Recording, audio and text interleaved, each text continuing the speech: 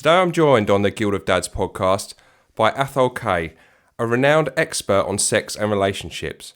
We discuss in this episode, which is the second of a two-part special episode, the first of which aired last week, why women get very turned off to a man that is following them around everywhere and placing them at the centre of the universe. How putting all of your effort into an unbalanced relationship can be exhausting, and the importance of dealing with red flags in a relationship early on rather than hoping that things will sort themselves out. Hi, I'm Joe Horton, and this is Guild of Dads.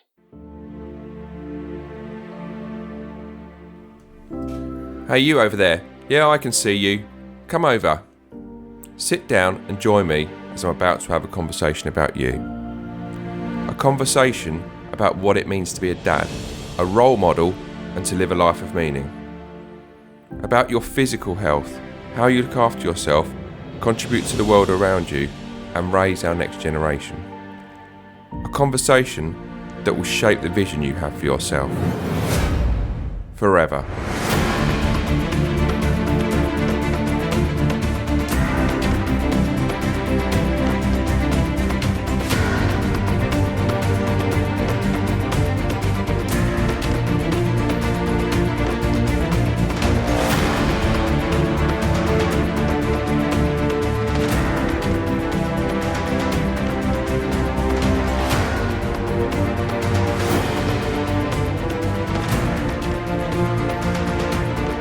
Thanks for joining me today on Guild of Dads, the podcast for dads looking to expand and level up their knowledge in all areas of being a father. Tackling some of the most relevant subjects applicable to men, the conversations we have will be thought-provoking, inspirational, and make you laugh and possibly even cry. Covering everything from relationships to health to divorce and death, if it's something you may face as a dad, we've got it covered. I hear a lot from dads that they have all the material things that should be making them happy in 2020, but that there is something lacking, and on Guild of Dads, we're looking to give you all the information you need to really start thinking about a vision for yourself going forward, and one on which you can take action and find meaning. This is a much needed conversation right now, as many dads feel lost and are hungry for information to make some much needed changes and improvements. If that's you, then Guild of Dads is the place for you. Athol Kay is an author, blogger, vlogger, and one of the most well-regarded educators on relationship dynamics, intimacy, and sex within marriage. He has penned 2 best-selling books on the subject and coached hundreds of men and couples on the way to achieving the relationship and lives they've always craved. And now for my conversation with Athol. Yeah. And it's kind of, and this is where the kind of one-itis and the orbiting then comes to starts to link together. There was an interesting post on a man's group that I'm part of a couple of weeks back, and a guy, things weren't working out, I don't think, with his partner, and for whatever reason he was like, oh well, she's always in a mood, and she always seems angry with me and whatever and stuff and that, and 4 or 5 guys chime in and they're like, you need to kind of back off, get off her emotional roller coaster, focus on yourself, do the things that interest you, and stop orbiting her. And it once the kind of again once the penny dropped and he could he realized pretty quick what he was doing. Then obviously he could see that actually by changing his behaviour and focusing on himself, which kind of loops back quite nicely into what we said, at near to the beginning of our conversation. Once he started focusing on himself, then all of a sudden he's not orbiting her like a planet in space. Yeah. He's focusing on what he's doing. And also doing high value activities as well. So he's going down the gym and he's getting into his hobbies, because his whole life is not around making her happy. Yeah, well, and it's not making her happy. She's getting more and more unhappy with every orbit. That's the paradox. Yeah, I mean, have you ever seen the woman in their 60s whose husband retires, and now he's with her all day, every day? They following her around the house, talking to her like a 3-year-old. Mummy went out of line of sight, so she's disappeared. So I have to find you. Those women get so frazzled, and why don't you go back to work, dear? Why don't you help out just a couple of days a week or something? Get a hobby.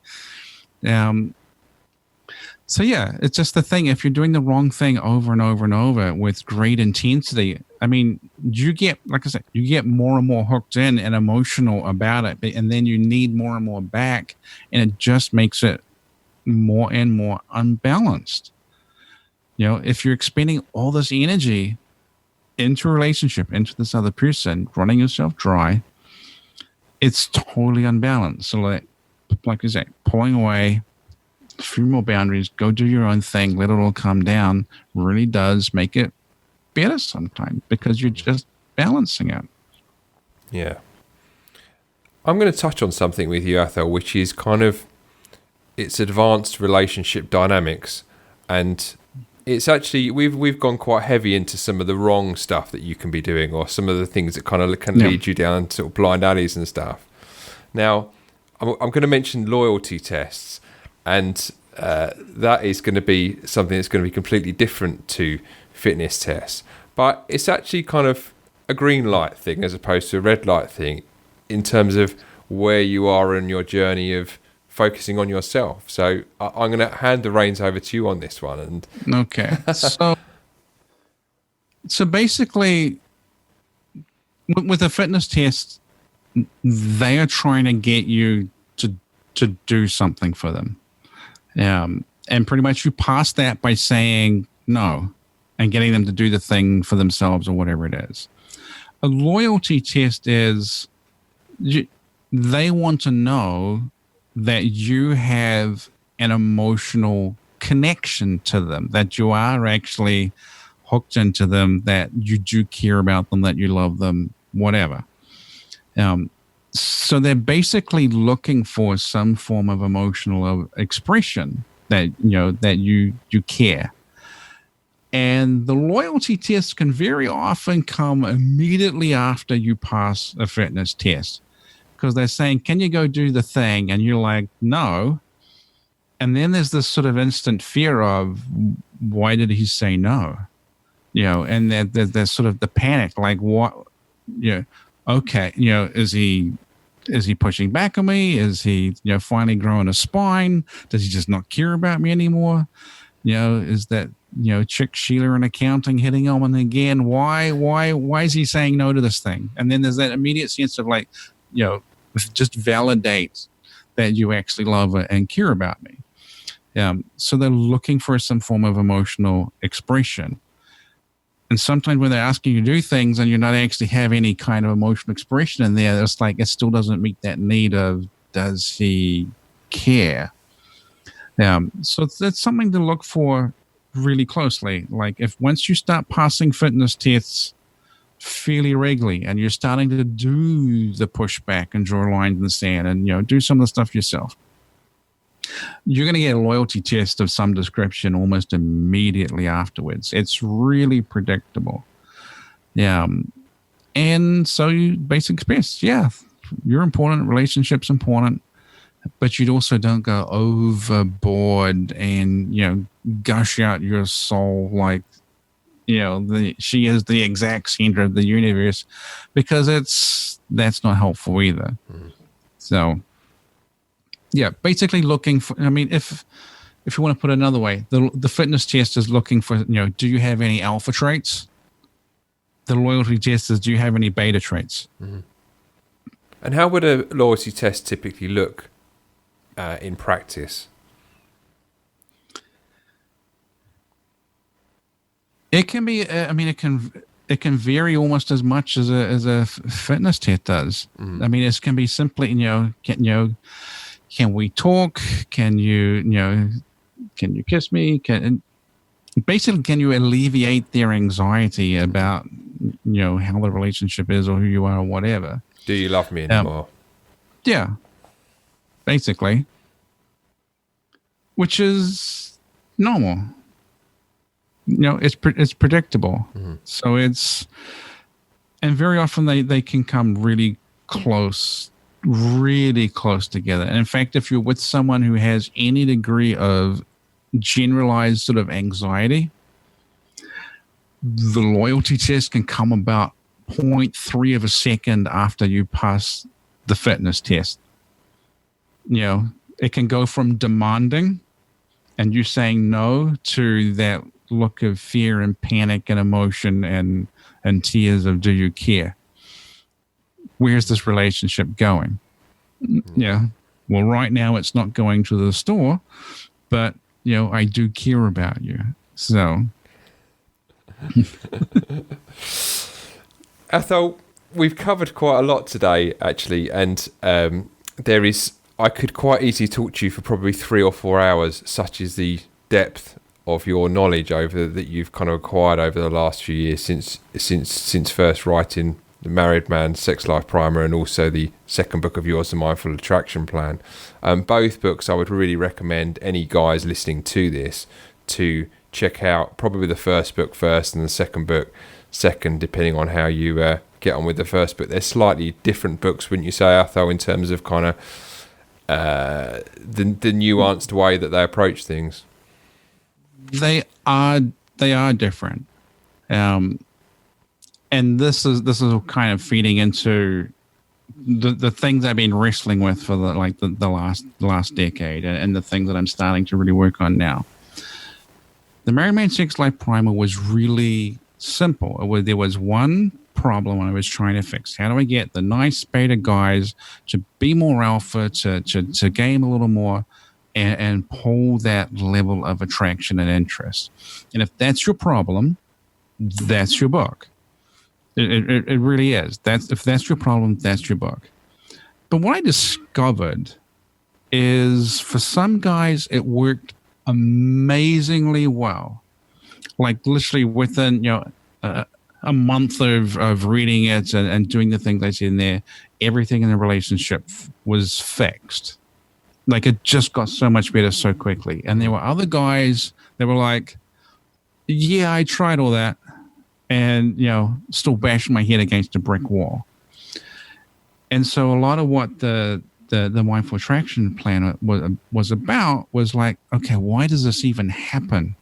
What I've got the magic bullet that totally works, and the magic bullet that completely and utterly doesn't work. Like, so why is this happening? What I realized at the time was that the people that it was working for was their one problem. Everything else in their life was working well. So they just had the problem. They were a little too soft, squishy, beta, a little too nice. They just had to alpha up and everything would be fixed.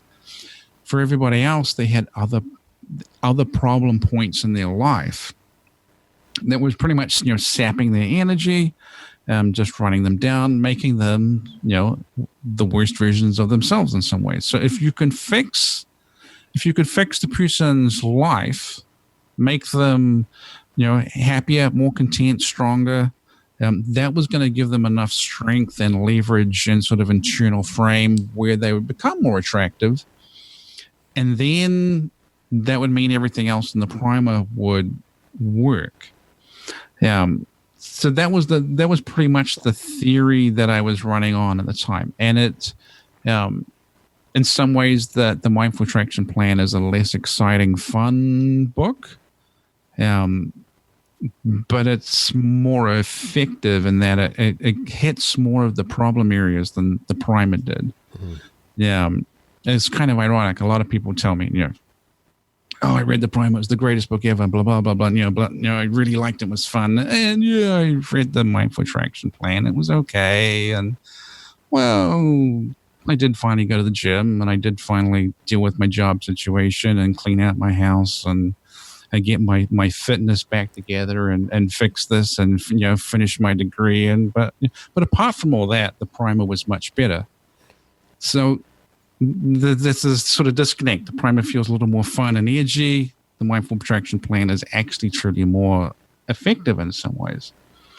That problem, like why does it work and for some people and not others, is something that is really stuck with me. Like just a thorn in my side. Like, why does this work?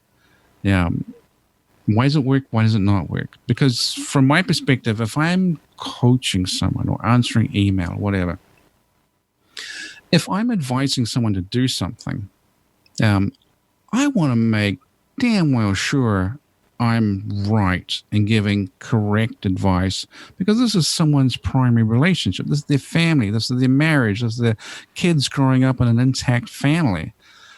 It's kind of like I want to have a surgical level of correctness of, yeah, that's cancer, that's got to be cut out, or no, it's that's not quite that bad. We need to just do some treatment and work through it and take the antibiotics and make it better. Mm-hmm. I want to be 100% sure I'm going to get it as right, as correct as possible, because it has huge ramifications to the people I talk to. And maybe I'm taking on too much. And I probably think I have in that sense, but that's how the mindset has been. So I want to make sure I know exactly why things are working. So as much as people read my books want to know how things work, I want to know how things work so much more than anybody else I know. Yeah. It's almost like that Einstein quote. It's like, you think you have problems with mathematics. My problems with math is just so much greater.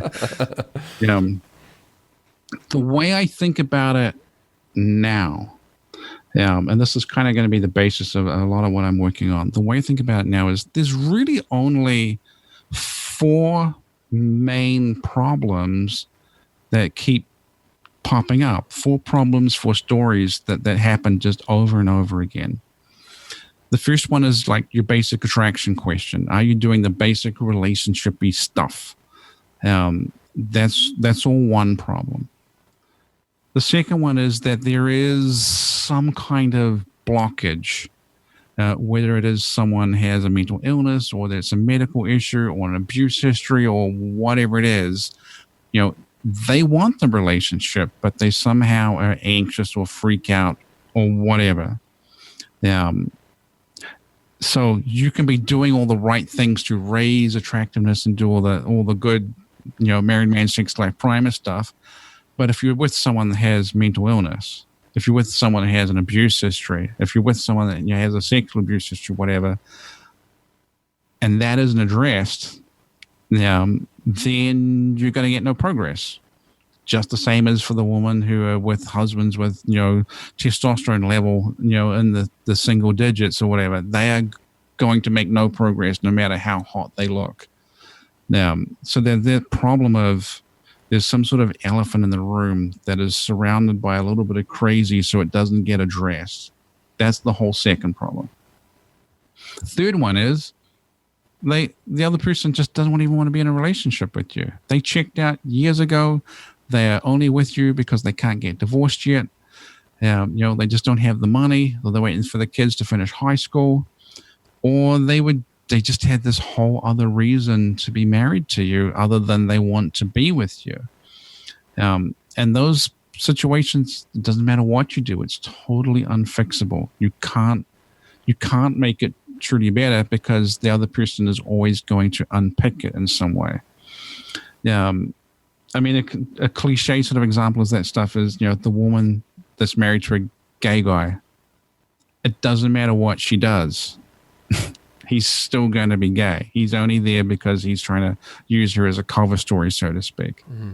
So it doesn't matter how good she gets. It's never going to work. The fourth problem is where there's someone else involved. And whether that's a batshit crazy mother-in-law who's trying to get in between them and claim her son back, or there's some other no, trust me, they're just as destructive as the fears in some ways. No, I was smiling because I've seen it. On that fourth one, I've seen it. Yeah. or there is some sort of other romantic thing happening on the side. That makes it incredibly difficult to make advances. So if you see those 4 basic problems, it's a basic relationship attraction issue, there's some sort of emotional medical blockage, they are just done, checked out, never wanted you in the first place, or there's someone else in play.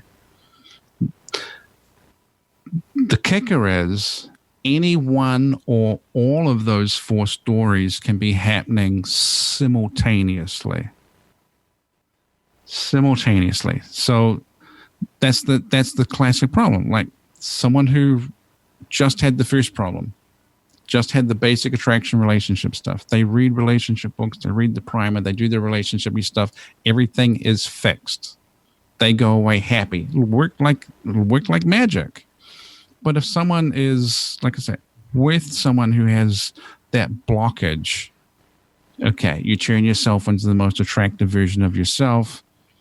They still have an abuse history. You turn yourself into the best guy ever. They still have the medical issue that has to be worked around. So you have to fix that as well. It can be an attraction thing. It can be, some sort of blockage, and they were never into you in the first place, or they decided they were done with you 3 years ago and they're just marking time. So this is why you run into the situation where people can work like crazy to make themselves more attractive, better relationships. Everyone around them is saying, oh my God, you look great. What are you doing? And the only person that isn't saying that is their spouse, because they're just not into them. So this is why you have this problem where, I see a lot of things where people are jumping from expert to expert, from book to book to group, looking for the solution that's finally going to work. I'm trying to fix problem number one. How do I do that? And they have problem number 2, 3, or 4 in their life. So that is what I'm seeing more and more clearly now. Yeah. To the point I'm picking these stories almost instantly when I'm talking to someone. So my problem is like, how do you integrate all of that? How do you come up with a plan and a solution that's going to figure all that out? Yeah. And that's been a challenge. And to a large extent, this is sort of ubiquitous through all the self-help relationship advice industry. Everyone in the world is trying to sell some sort of book or product, just like I am, that is going to fix one particular problem. And if that's just the only problem you have, fantastic, it works. But if you have more of them, it's almost like nothing works.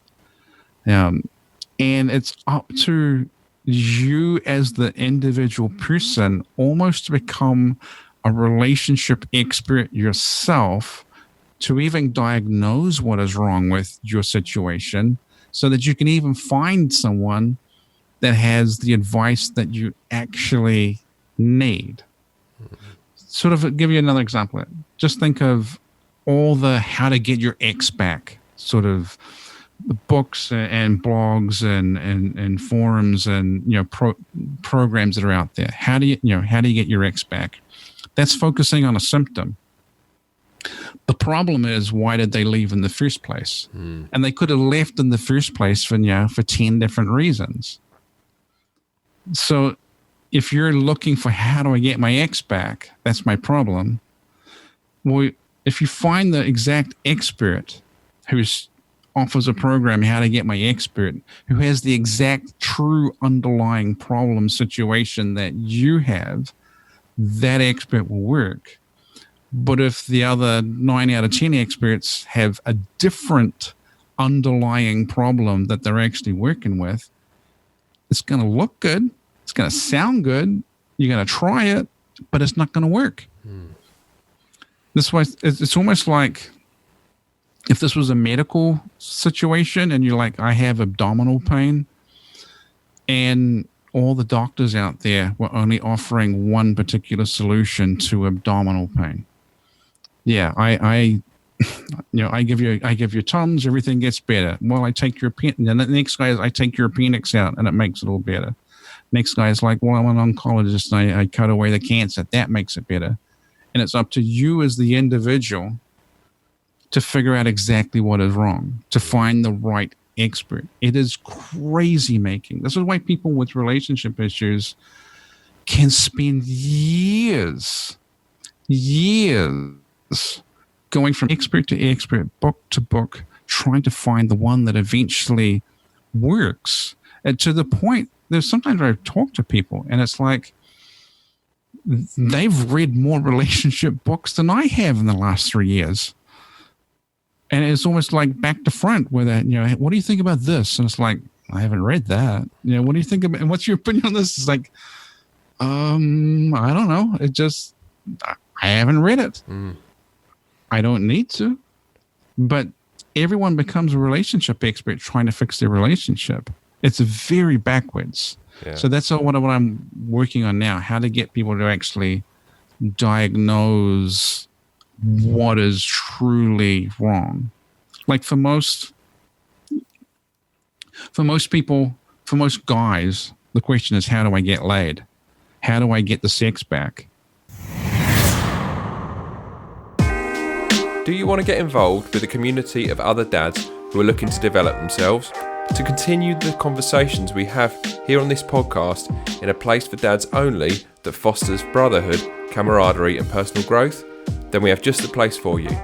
At the Guild of Dads Facebook group, you can connect with other dads on a similar journey, share experiences, offer support and seek support. Most of all, you can get some accountability in your own journey and get involved with the discussions and topics that every dad faces.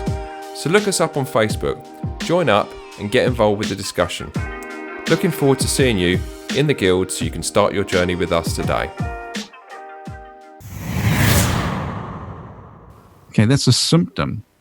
But the journey they go on is actually where the kind of real magic happens for them personally. And and that's the funny thing with your first book, I've always thought, because when you the title of it is actually kind of it's not misleading because it does what it says on the tin, but it's actually a lot more than that, because it's actually saying to guys, okay, now you're going to start taking responsibility for yourself. So the sex is a nice byproduct of that, but the actual journey you go on as a man going through the process is kind of really where the kind of rubber hits the road. And I just wonder where you, as you were talking through those four things, do you find that in actual fact, when it reaches a point where somebody is actually on the verge of walking out or actually separating, do you find that sometimes at that 11th and 3/4 hour, that finally these things come to when the other party is staring the end of the relationship squarely in the face, that some of this stuff eventually comes to the surface, if you like? Yeah, and sometimes the journey of even finding what is wrong, by the time they get the advice they need, it's too late. This is kind of one of the things I think guys run into more than women, is that for a lot of us guys, we don't like fights in the relationship. We don't like the arguments. We don't like the verbal back and forth. We really don't. So when the complaints stop, it's a relief, and it's so much better. Things have improved, and what's actually happening, it's like, the communication, the lines of communication have stopped and been broken, and you don't actually fully realize how bad it is. Her giving up and no longer talking and fighting and arguing is a bad sign, because it means she's starting to throw in the towel. And by the time you really realize that she's thrown in the towel, well, you get to the 11th hour. So that's one of the things I see an awful lot of. By the time the guy really realizes he's in trouble, it's almost too late, and you have such a narrow window to turn it around sometimes. You almost have to make your first moves of repairing things and trying to make things better be almost exactly right. So I see a lot of that. But I would imagine in some cases as well, and I'm just hypothesizing here, Athol, so you can tell me if I'm way off the mark. But I would imagine in some cases, if the person who's kept that knowledge in for quite some period of time finally kind of lets it out, the fact that someone, depending on the circumstances, the fact that if that person is still hanging about, let's assume that it's Mr. The fact that he's still hanging about and he's kind of like, this all makes sense. I can help. I want to help you with this. That's got to be a kind of relief in a lot of cases if someone's held something in for many, many years about something, whether it's be abusive or a mental health issue or whatever.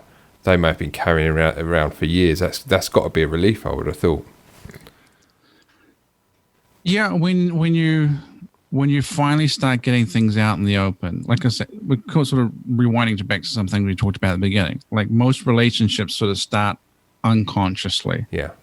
You know, the elephant in the room was always there, but we had so much, you know, we were young, we didn't have kids, we didn't have houses, mortgages, careers, you know, so we had all this extra free time and energy to just sort of gloss over things. But especially when you start hitting middle age, a little older, and your energy, you know, starts to go down a little bit, and you have more responsibilities. That's when those true problems really just can't be carried anymore. So sometimes it is that, okay, well, now we actually really have to, we truly have to address the mental health thing. We truly have to address the abuse thing. We truly have to dig into what the actual problems are. So yeah, it's a relief, but to be honest, a lot of those things were known. A lot of those things were known from the get-go, and usually there's some sort of conscious red flag waving before you really, before you get married. By the way, there was this thing that happened, and this is how I'm crazy. Okay. And then you get married, and it's like 10 years later, it's like, oh, they were telling the truth. That was really a thing that's wrecking my life now. Yeah. So there's a lot of red flag waving early on, which you can ignore to your detriment. So yeah, it's just, there comes a point in the relationship, within any relationship, where you do sort of reach an inflection point where it's like, we have to move from an unconscious relationship to a conscious relationship. We have to actually know what the actual true problems are so we can work on them rather than spin something around them. Because there's a lot of people who have true, genuine issues that don't want to deal with them because it's painful or difficult, or feels like it, even if they worked on it, it wouldn't make any difference. It sucks now, and I can put a pile of work into it that's really going to suck as I do to it, and then it's not going to work and it's still going to suck. There's an awful lot of that. So sometimes you actually need to get to the point where you're willing to say, if this thing doesn't get fixed, I can't stay. Sometimes it really does need to get to that point, which is why you being the best version of yourself, you being as attractive as you can, as high energy as you can, maintaining your personal boundaries, that whole ball of wax, that makes the chance of doing those moments of, hey, you really need to fix the thing. That's what makes those moments effective. If it's just you, fat, lazy, depressed, saying, could you go fix the thing? The answer is no. No, because Yeah, because I think as well, and again, I'm sort of getting a little insights as you're talking this through. I think as well, because when you're going on that journey of working on yourself, you gain an understanding and an awareness of certain things that you probably wouldn't have got had you not gone on that journey, which means that awareness you can bring in a mature way to fix it, to not necessarily fixing, but addressing some of the issues that you may face that come to a head at that later stage, sort of thing. it's like that to an extent, but I gotta tell you, when those sort of true moments happen, where it's, where the rubber meets the road conversations, they are completely visceral experiences where it's just like the dice are being rolled, which way is it going to come up, and it's, you win or you lose those sort of moments just based on something very primal inside us, like who is actually the most together and the strongest, who actually is, the most powerful, the most valuable, the most attractive. So if you haven't done all that work, before you reach those moments, you'll fail them. I mean, it's almost like a boxing match or an MMA match. It's all the work in the gym beforehand. What you do in the ring is almost irrelevant. It's just like finding out how things are going to play out. So there's been plenty of, this is almost like I've moved away from the idea of like issuing ultimatums, because I never see them truly working as well as you sort of hoped they would. They just sort of become like idle threats or even sort of fitness tests in a sense. Like, could you do the thing? When it really goes down, it's usually totally unscripted, unplanned. You just saw your partner say something or do something, and then suddenly it's like the thing just snaps in the back of your head, and you just are like a programmed robot going, oh no, this is not going to happen. You need to go fix this right now, right here, or we are so through. Like, you can't plan that. You can't stage it. You can't practice it, because it's just a totally primal, visceral thing that's happening. And it's almost to the point where you can hear yourself saying something, and you're like, you're a passenger and part of you going like, shit, I'm saying it. I'm doing it. It's like, what happens now?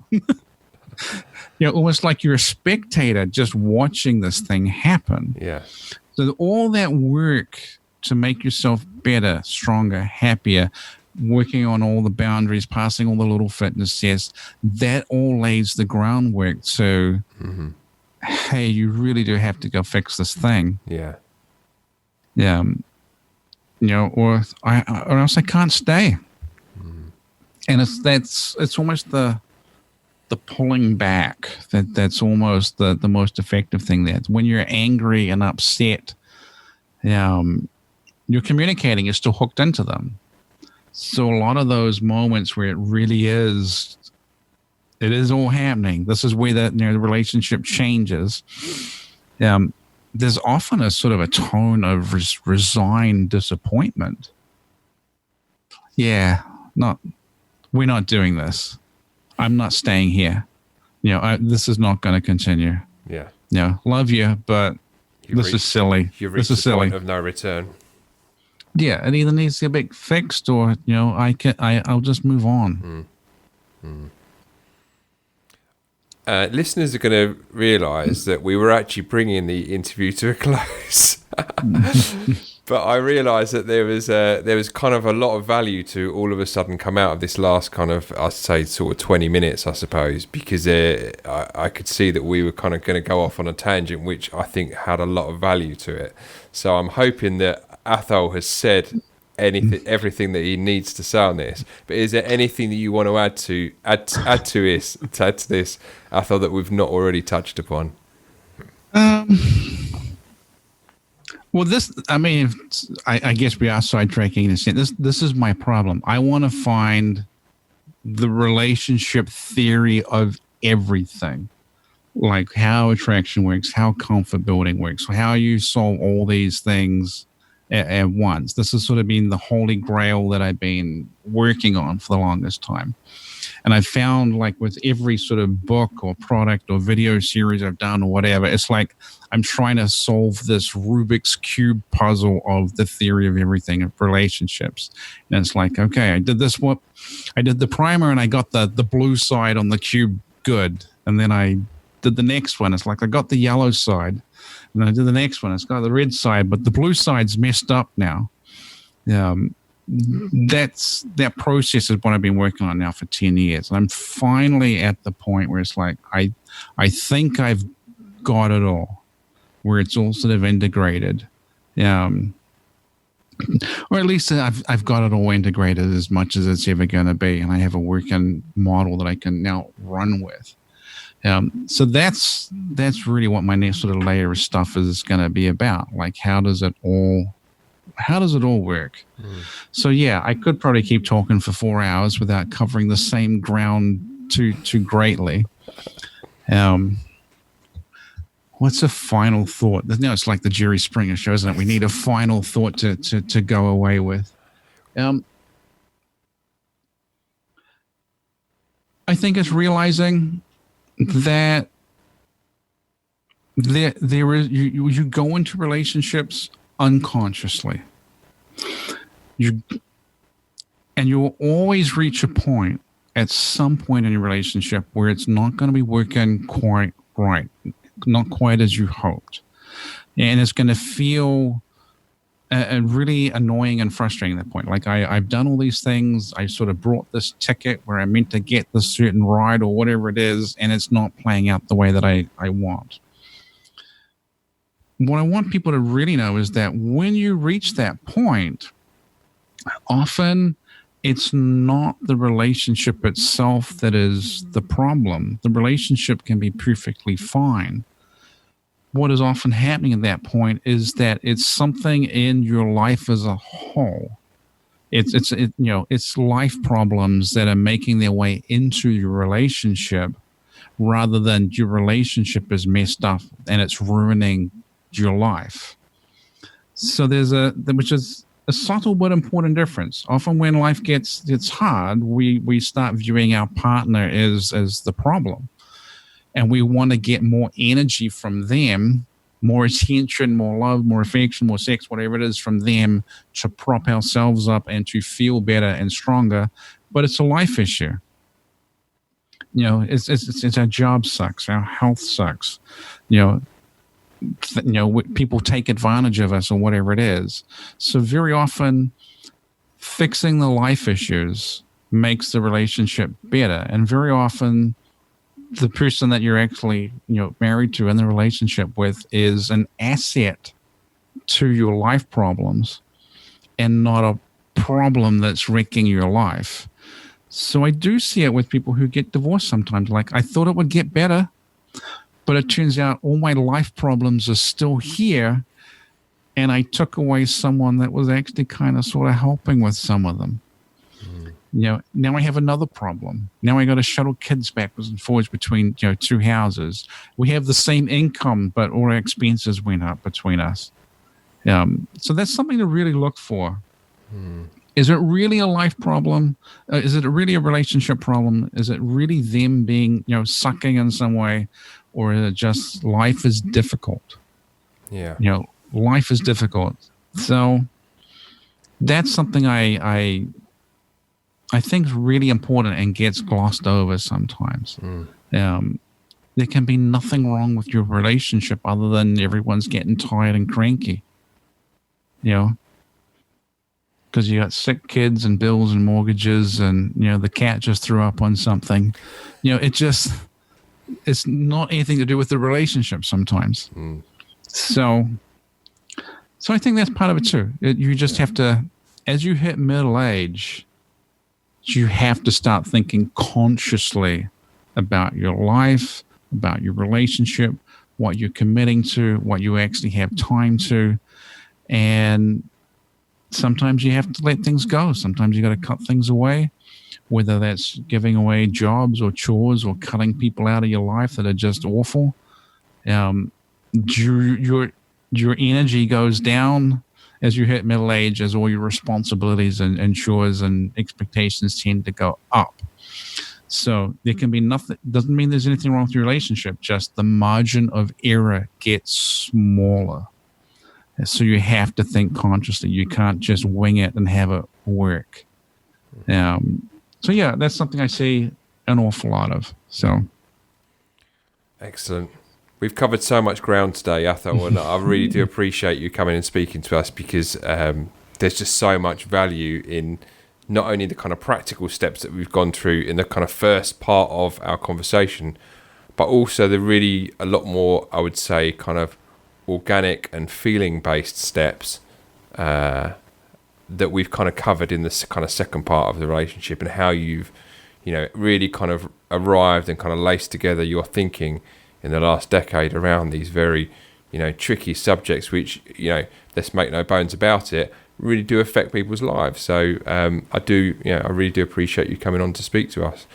What is the best way for people to find out about what you're up to, what you've got coming up next, projects, social media, that kind of stuff?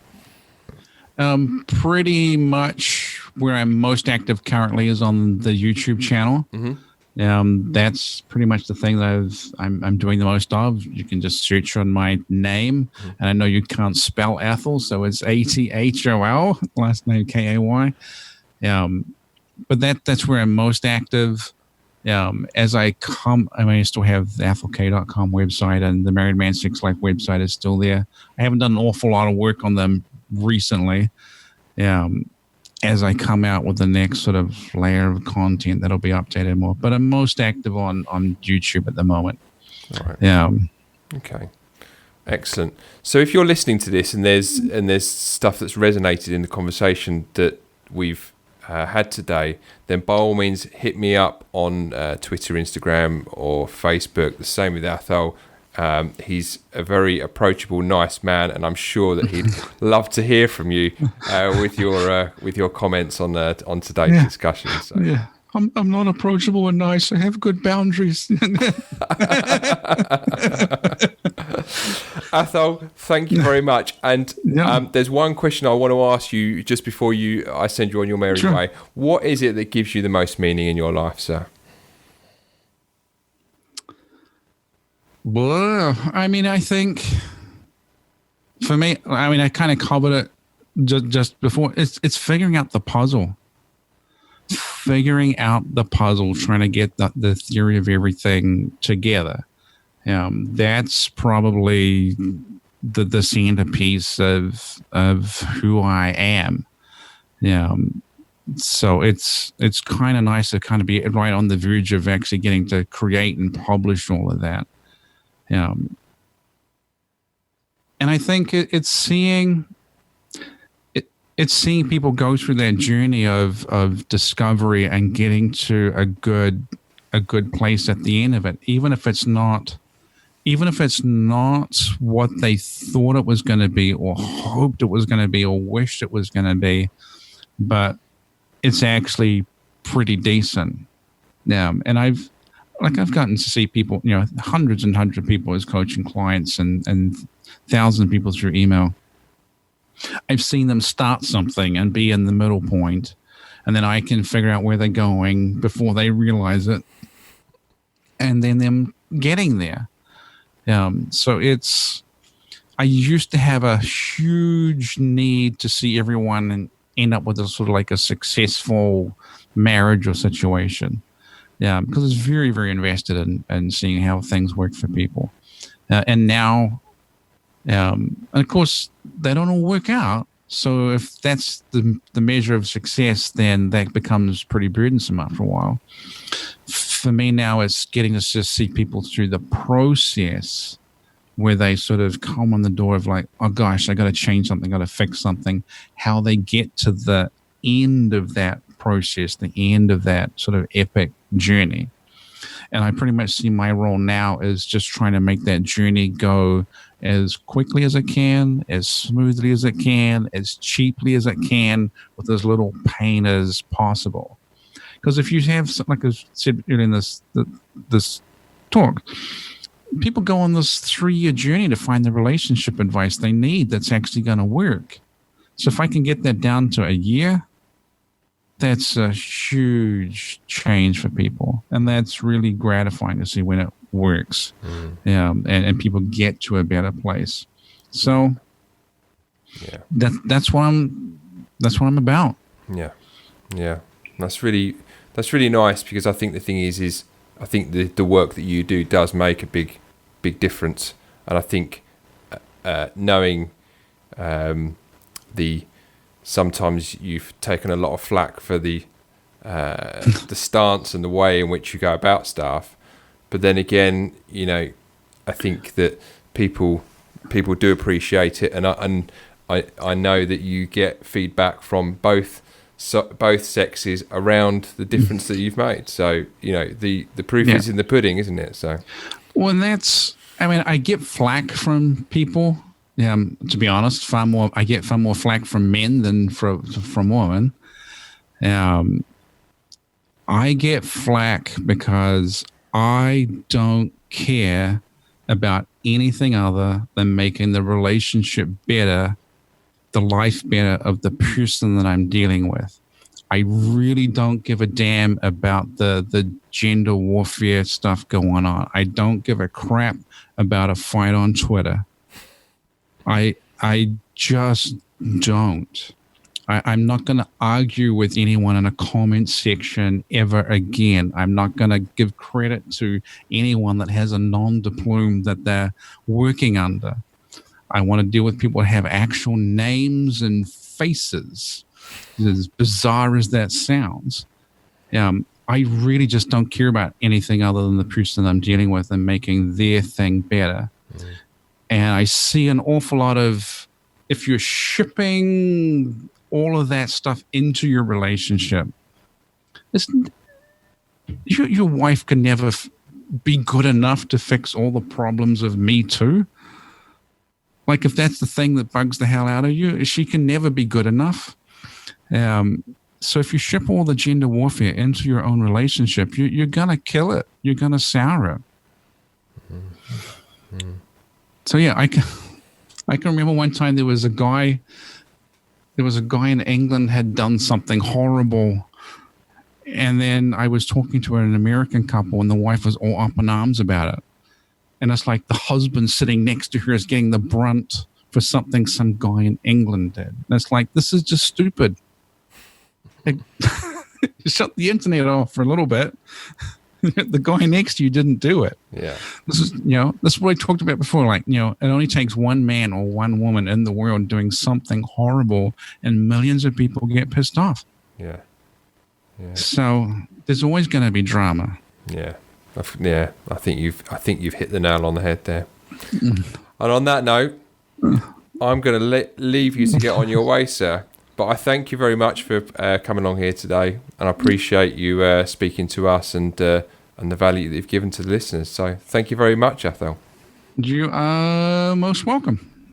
So there you have it, the second in my 2-part conversation with Athol Kay around the issue of sex, intimacy and relationships.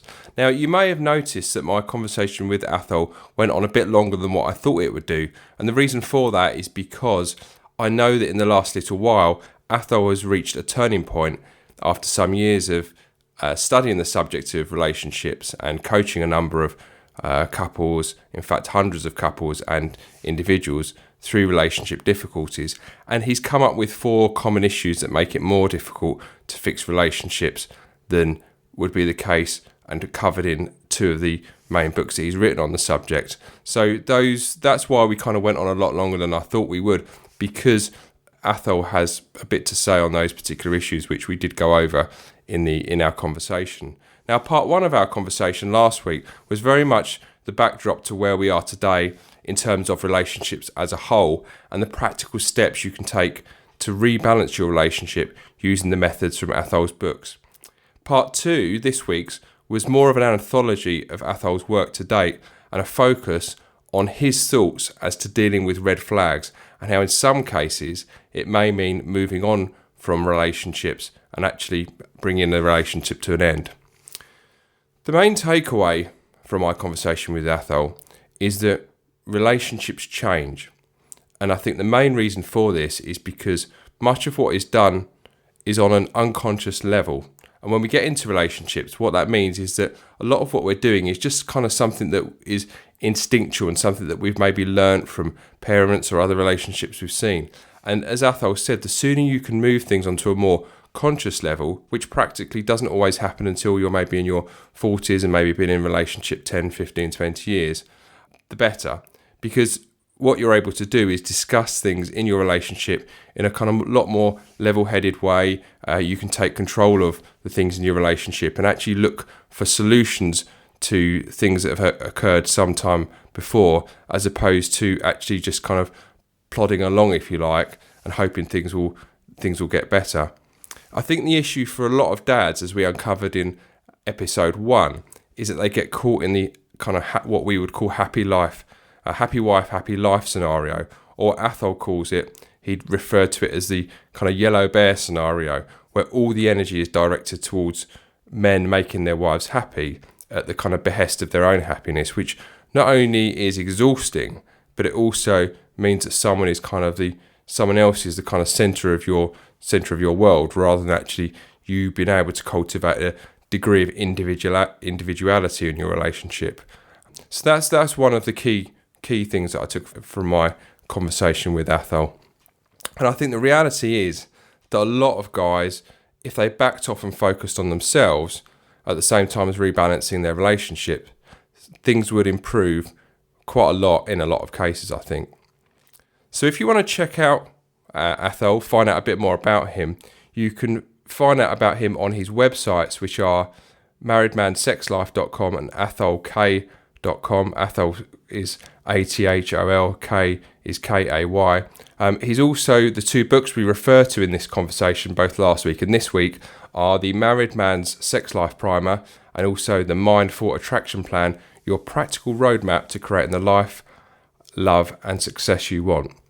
He's also on social media, on Facebook, which is at athol.k.1, on Twitter at Athol Kay, and you can also find out a bit more about what he's doing over on YouTube. He's putting a lot more into YouTube at the moment, so there's some really good resources over there if you want to check out what he's up to. If you want to hear more discussions just like this one today, the best way to do it is by subscribing on your podcast player of choice, be that iTunes, Google Podcasts or Spotify. If you subscribe, then you will get to find out the podcast episodes that are coming up each week. They'll just pop up on your podcast player of choice. So that is the best way to hear more discussions like the one today.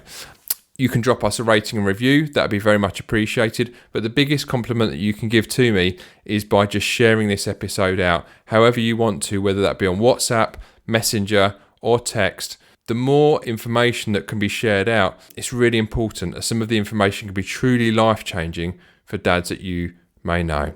So if you can do that, that would be really fantastic, and I would really appreciate it. You can get involved with the discussion on Facebook, Instagram or Twitter using the handle @GuildofDads, and check out our Facebook group to join the guild. If you like what you hear and you want to email me, I love to hear from listeners. So ping me an email, joe@guildofdads.com.